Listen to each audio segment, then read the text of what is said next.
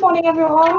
Welcome to the live Q&A at the Brooksby Melton Virtual Open Day. So we're going to be talking about motor vehicle engineering and land-based service engineering this morning. I'm Alex, I'm the marketing manager here at the college, and I'm joined by Tony Parsons, who's one of our lecturers. He also looks after apprenticeships as well. So I'm going to pass you over to Tony, and he's going to give us a bit of an overview about the courses to begin with. And if you have any questions, please type them in the box and we'll get those answered for you. Over to you, Tony. Okay, thank you, Alex. Morning, everybody. Like Alex said, my name's Tony Parsons and I'm one of the lecturers in engineering. So I think we'll start with motor vehicle. Now, motor vehicle, which most of you understand, is cars. Whereas land-based is very much agricultural. Now, with motor vehicle, there are a number of different routes you can take. On the full-time side of things, there is a level 1, level 2 and level 3 qualification. Now, we wouldn't advise anybody going straight in at level 3. We would advise you do maybe a year at level 2 first, and then come back and do a second year to get level 3. It is quite difficult. Level 1, if you just want a taster, you just want, maybe if you're not thinking of being a mechanic as a career, but you would like to know how to fix your own car, fix your parents' car, change a wheel, do a puncture, things like that, then that's where level 1 suits. Level 2 is getting very much into motor vehicle, how things work. So you'd be, if you were working in a garage with a level 2, you would be supervised or shadowed quite a bit. And level 3 is where you start getting into the diagnostic side of things, very in depth, the more complex jobs. Entry level for level 1, there is no entry level, there is no requirement for it. But if you don't hold maths and English, then you would do functional skills, working towards a level 1 functional skills. For level 2, the entry level is a level 1. Again, if you don't hold it, there is diagnostics you can do. And then again, functional skills to a level 1 qualification, but you would need to achieve that before you can complete the course. And for a level 3, the entry requirement is a level 2 functional skills, or a I have to try because this changes quite often. A C or a 4, a C or a 4 at GCSE. Again, if you haven't got it, it's not the end of the world. We can do diagnostics, and you can do functional skills and work towards. With land-based, there is only one level at full time, and that's a level 2. The same entry requirements as a level 2 motor vehicle. Now, land-based actually covers 4 disciplines, so it can be a little bit confusing, land-based service engineer, because at the end of the qualification it will say ag, which is agriculture. It could say FO for forestry, which is very much chainsaws, things like that. It could say PL for plant. So plant equipment also falls under the remit of land-based service engineer, and GC, which is ground care. So you ride on lawnmowers and rollers and things like that. All of those 4 disciplines all fall under the land-based service engineering banner. So like I say, there's only a level 2 on a full-time course. Level 3 really is apprenticeships. Now, we do apprenticeships for motor vehicles slightly different. There's 2. There's a level 2 and a level 3. Now, level 3 is a full-blown mechanic.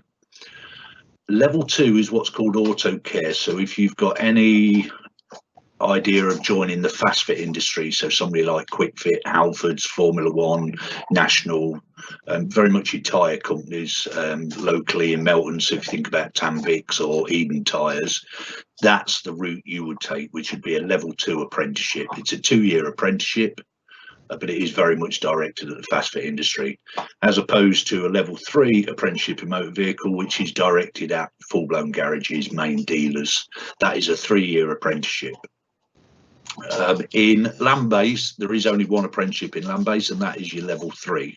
So if you did do a level 2 course with us on a full time, we would be doing our utmost if you wanted to carry on in that career to help you find an apprenticeship so you could finish your level 3. Let's say it's a 3-year apprenticeship if you start from scratch. If you've already done a level 2 full time, then it would only be a 2-year course because you would join it at year 2. Hopefully that lets you know everything about what's on offer. Lovely, thank you. That's a really good overview. We've started to have some questions coming in now. So the first one is, what days of the week would I be in college? So if you could answer for both courses, that would be great. Is that for the full time? Yeah, we'll take it. We'll take it as well. We'll take it as full time. So full time it is 3 days a week for both courses, for land-based and for motor vehicle. They are split. So, and I've got to be perfectly honest with you, because I teach apprentices, I don't know the actual timetable. In fact, I'm sure I've got it somewhere here on my computer, so I could find it. If you just bear with me 1 second.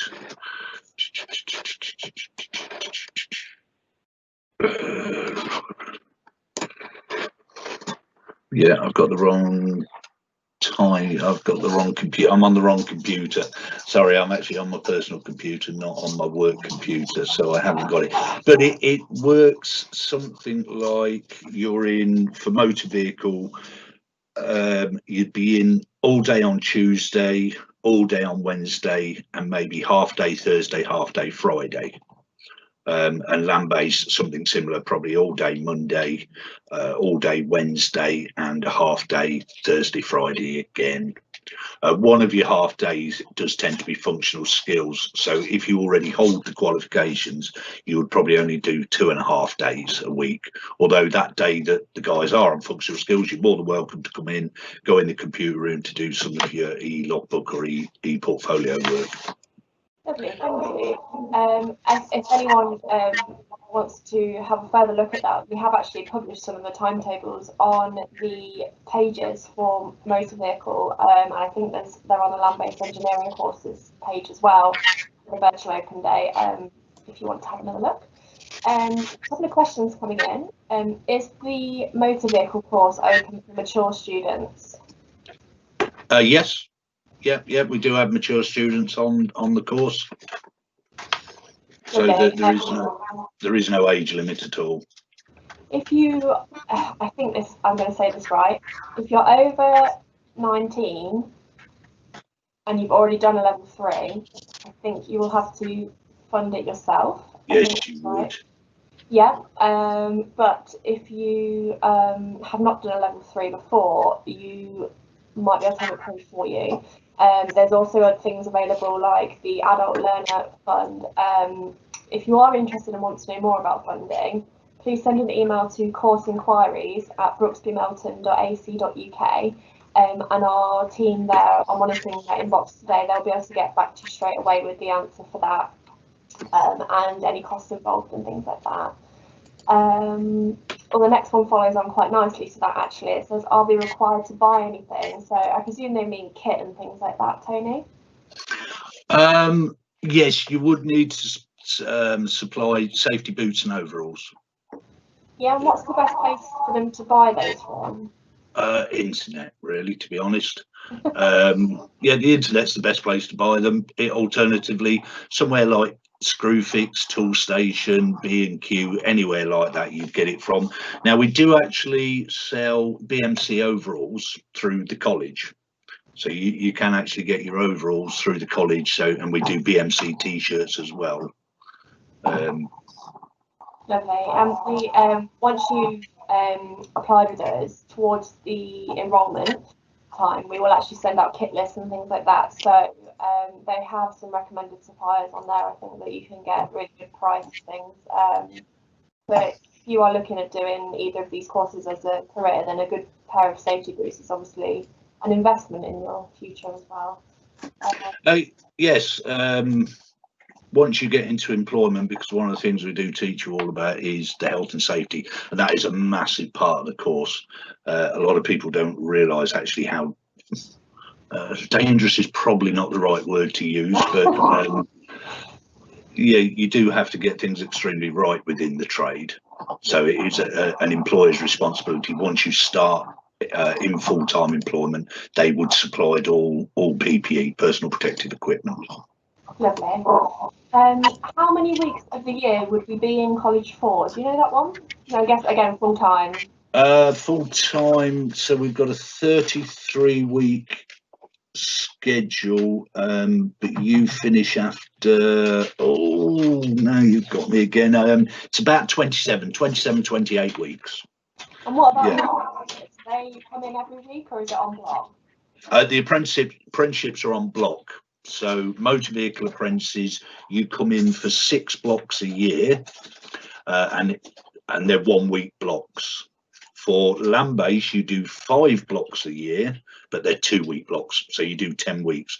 With an apprenticeship, what you've got to think of is, if you did day release, that would be 1/5 of the week, which is 20% of the week.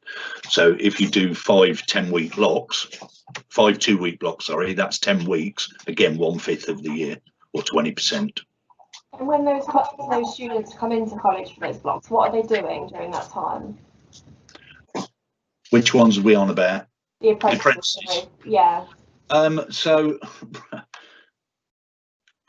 what a lot of people don't realise, and employers too, is we as a college, we as a training provider, and any school or college, we don't set the curriculum. The curriculum is set by the industry, by the government, by the awarding bodies.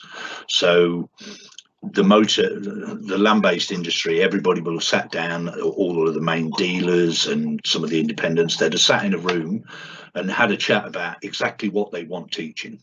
They tell the awarding bodies, right, this is what we want taught. The awarding bodies then send that to us as a training provider, as a teaching college. We decide how we teach it, but actually what's taught, we don't decide. So for both motor vehicle and LandBase, there is a curriculum laid down. So I'll just go through LandBase because it's the one I've got in my hand. So in the first year, your first block is all soft skills and behaviours. It's induction plus soft skills and behaviours. Your second block is all health and safety and good housekeeping. Third block is tools, equipment, materials and fabrication. So we teach you welding and how to make things from scratch. Fourth block is effective working relationship, and fifth block is conducting routines, inspections and gateway 1. I'm not going to get too much into detail in them because they are quite complex. Into year 2, your first block is all mechanical and lubrication, so it's learning how an engine works. Block 2 is fuel, ignition, air supply and exhaust systems. Block 3 is heating and cooling systems, where you do air conditioning as well. Block 4 is electrical systems. Block 5 is hydraulics. And then when you go into year 3, your first blocks is all diagnostics and rectifications on mechanical systems. Block 2, diagnosis and rectification of electrical systems. Block 3 is diagnosis and rectification of hydraulic systems. Block 4 and 5 is EPA. Again, this is standards as opposed to the framework, the old system that they used to do. So now on the new framework, you do have to prove learning at the end of the course. Brilliant, that's great, thank you. Someone has actually sent us a message saying they joined slightly late and would like to know more about the apprenticeship, so hopefully that covers it slightly.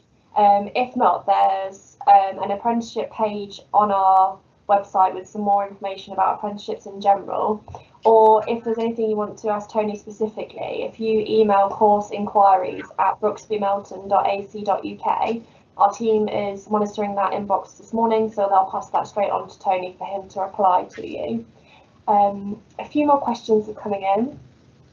Is the course assessed purely on practical work, or is there some coursework to complete? I'm going to take this as the full-time course. Both. It is a lot more academic than practical, to be perfectly honest. As a technician, it is a very, very technical trade. So it is a lot more academic than practical. And that's both apprenticeships and full-time. Okay. Brilliant. Okay, well, again, yeah, if you want a little bit more detail on that, please ask away. That's fine. In terms of land-based, someone's asked, what do you cover? Is it just tractors, or is there anything else involved? Yes, like I said earlier, because LandBase covers 4 disciplines: agriculture, plant, ground care, and forestry. So yes, it isn't just on tractors. It's on trailed equipment as well. We also teach using quads. Again, what a lot of people, employers and students don't understand is actually working a spanner is quite simple. Actually undoing a nut and bolt is quite simple. What we do as a college, we're here to teach you why you're doing it, how something works. In order to be able to fix something, you need to understand it, you need to know how it works. That's why it is quite an academic course. Lovely, thank you. Apologies if you can hear my dog barking in the background. He wants to join in. My wife's just picked mine up. Okay. Is there any support for people with learning difficulties? Yes. I think you could probably answer that one, can't you, Alex? Yeah, I'll help with that one. So one of the things that we really pride ourselves on at Brooksby Melton College is the pastoral care that we can offer. So if you have an EHCP or learning difficulties of any standard, we can help you with that. It's no problem at all. When you apply, that will be assessed with our tutors when you're interviewed, and then our learning support team will be able to make sure that your needs are met during your time with us. Also, our student services team are incredibly helpful as well. So if anybody needs any support at any level, we do have people on site to help you with that at all times. Thank you. Now, what else? We have a lot of LSAs within the classroom environment. So learning support advisors, we have them in the workshops and in the classrooms, working one-on-one with students.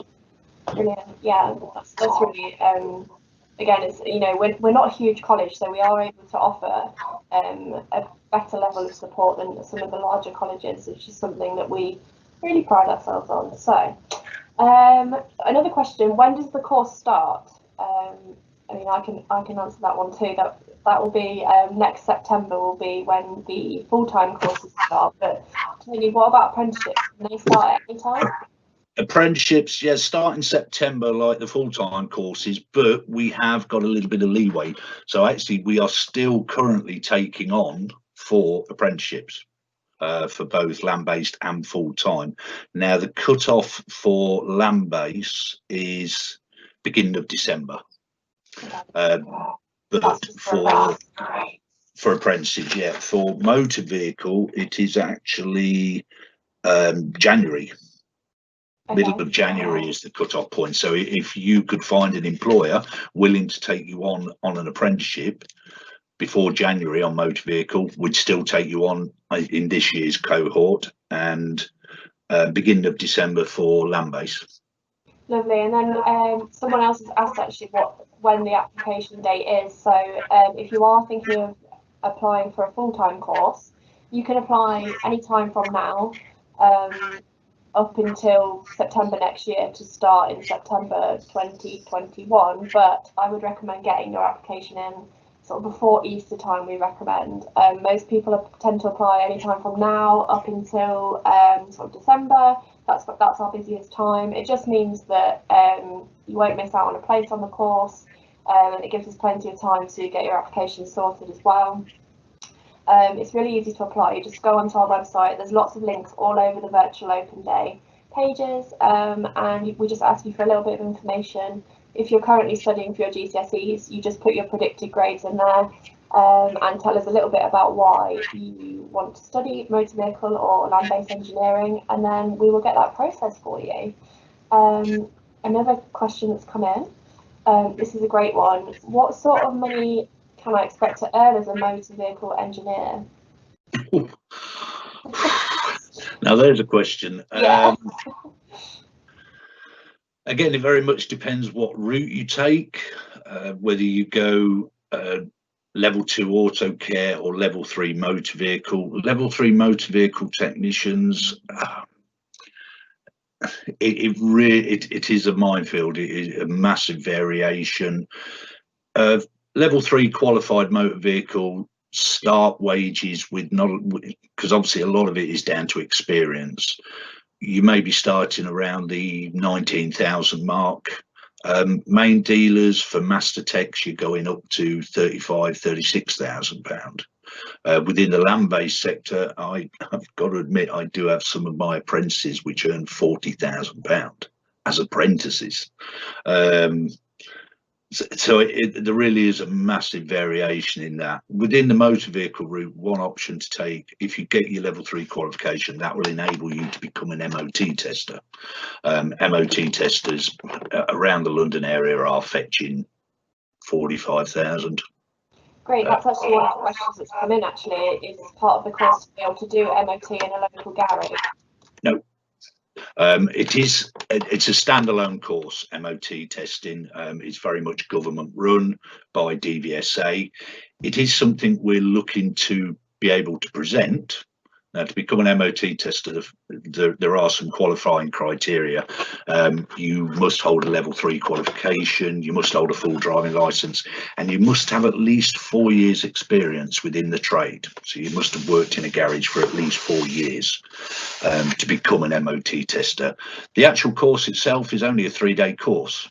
And it, like I say, is something we're looking to offer, because myself personally, I've been an MOT tester for 35 years now. I'm still a current MOT tester. I still hold my ticket. So it is something we want to start teaching. Okay. Is there time to do other activities such as rugby alongside motor vehicle? It's a good question. I know in previous years we have been able to offer a lot of our land-based students to be able to do some of the pathway stuff with Leicester Tigers. If that's something you're interested in, it might be down to demand, so please send us an email or perhaps mention it on your application so that we can get in touch with the Leicester Tigers team and try and see how that would fit in with your timetable. Lovely. Oh, we've got time for just one more question, I think.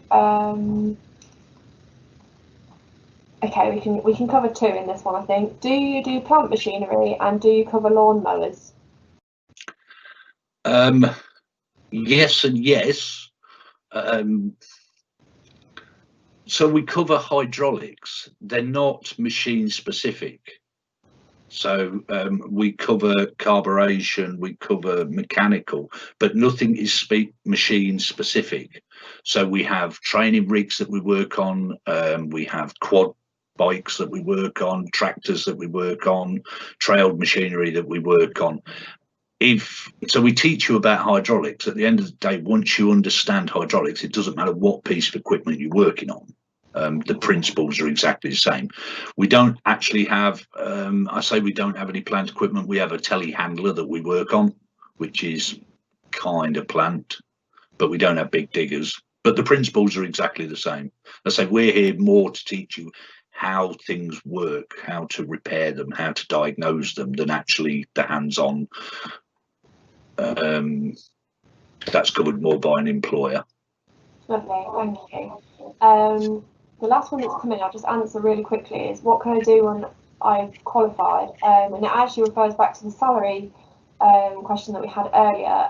If you go onto the Virtual Open Day page, we've got a really good app on the page that talks about different careers and pathways. It's actually linked by a company called Pathways, and they'll give you lots of information about different careers available in the industry, typical jobs that are available at the moment, salary expectations, you know, things like demand in different areas. So for the East Midlands, for example, you can have a look at that.